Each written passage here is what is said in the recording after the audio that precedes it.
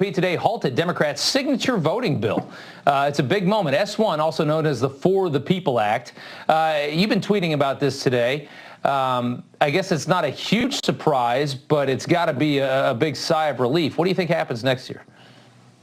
Well, look, this sort of bill to concentrate more power in Washington and have a federal takeover of elections, to basically prohibit states from using photo identification to register to vote, to basically legitimize what's happened in California, which is a racket, otherwise known as ballot harvesting, to weaponize the Federal Election Commission, which is supposed to be the neutral arbiter on claims of fraud. All of this wrapped into this bill that they falsely claim is for the people. Oh, by the way, it's for the politician because it takes taxpayer monies up to $1,200 per politician and subsidizes their campaigns. So this is not for the people. This is not for integrity. This undermines democracy. And the heart of democracy is election integrity. And we consent to be governed through this process, this electoral process, and they want to codify the broken, slipshod, lax voting policies with the excuse of COVID in 2020. So I just as soon have this debate, Rob, because they need to be exposed for the real substance of this bill and the real damage to our republic. But they're not going to get a chance. But I welcome that debate any day and every day, because the American people need to see really what's behind this federal overreach, this raw power grab by the Democrats. Understood. Texas Congressman Jody Arrington. Sir, thank you so much for the time. Good to see you. Good to see you. God bless. All right, still ahead, we're going to continue our conversation about the GOP's victory in blocking the Democrat election bill from moving forward in the Senate and the mainstream media's outcry to all this. And this is a holdover from really the time of enslavement. We know what minority rule is, and there's a term for minority rule, and that's called apartheid. Apartheid, slavery. Liberal media at MSNBC making these comparisons, the hilarious and embarrassing rhetoric around all this. We've seen it for months now. And what's going to come next? We're going to talk about all that with former Deputy Assistant to President Trump, Hogan Gidley, coming up. All right, tonight on America First, a Democrat attempt to rewrite U.S. election and voting laws stalls in the Senate after Republicans block a procedural vote at 50-50. Democrats, of course, say Republicans are trying to take away the right to vote. Here's Vice President Kamala Harris today. This is about the American people's right to vote, unfettered. It is about their access to the right to vote in a meaningful way. And the bottom line is that the President and I are very clear. We support S1. We support the John Lewis Voting Rights Act. And the fight is not over. Just to remind you, record turnout in the election we had 8 months ago. Not that that matters. For more on this, let's bring in Newsmax contributor and former principal deputy press secretary to President Trump, Hogan Gidley. Good to see you, Hogan. Good to see you, Rob. Thanks so much for having me. Of course, yeah. Democrats say the fight is not over. Chuck Schumer also vowing this won't be the last time the voting rights are debated. Here's more of his reaction to this. Republican state legislatures across the country are engaged in the most sweeping voter suppression in 80 years. Capitalizing on and catalyzed by Donald Trump's big lie. These state governments are making it harder for younger, poorer, urban, and non-white Americans to vote. There you have it.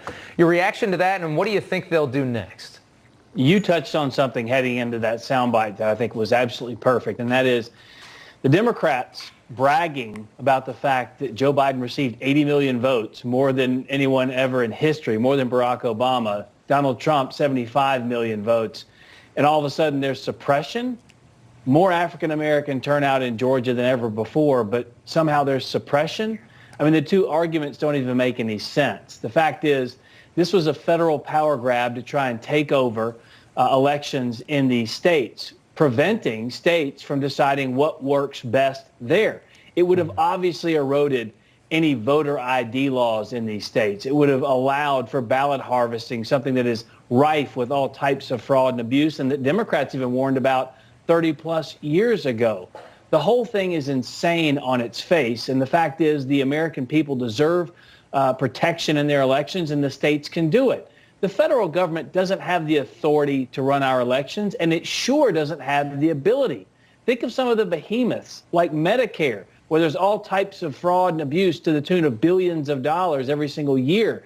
The post office, which is billions of dollars in debt as well. They can't run things well at all from the federal level. And what works in Montana doesn't necessarily work in Mississippi, doesn't necessarily work in Minnesota or Massachusetts or Maine. The states need to have the sovereign ability and authority to set up their own elections so that every single legal voter who casts a legal vote is protected. You know, the media has been helping a lot in pushing a lot of the false narratives here, making this seem so much more dramatic than it really is. Here's MSNBC today. And this is a holdover from really the time of enslavement. We know what minority rule is, and there's a term for minority rule, and that's called apartheid. We fought against that as well. I mean, I want to pull up this next thing just to go to reaction against that. A new Monmouth poll, if we can pull it up here, 80% support requiring voters to show photo identification in order to cast a ballot. Only 18% oppose it. Yet this is some kind of Jim Crow 2.0, fully racist, white supremacist. What other tag words can we put in this thing? How hilarious is this? Of course, but so many people are bowing to the 20%. 80% of Americans agree with the common sense understanding that you have to prove who you say you are if you're going to cast a vote. You do so in many other areas in our life. But something that's more offensive to me, Jim Crow was one of the most dark, horrific moments in our country's history. It segregated water fountains and swimming pools and public schools. People died under that. And to try and equate having to show a photo identification to cast a vote to that type of legalized racism that was allowed in this country is absolutely ludicrous and offensive to anyone who survived that era. But on top of that, while they've said voter ID is Jim Crow, now all of a sudden Stacey Abrams says, no, I never said that. I think we can compromise on the voter ID part of it, which means they must have been lying about the fact that voter ID was parallel to Jim Crow, because now you're telling me it's okay to legalize racism because you told us it was racist to have to show a photo ID. The whole thing is a joke. The American people know it, the media know it, and they're lying to everyone about it. It's so embarrassing to watch these. I mean, they will say anything. Tomorrow it'll equate to 9/11. It'll be whatever the hell the loudest thing they can say is what it'll be to get your attention and try to win the argument. It's so stupid. I can't stand it. Hogan Gidley, great person to have on to talk about this. Thank you so much for the time. Good to see you. Thanks so much. All right.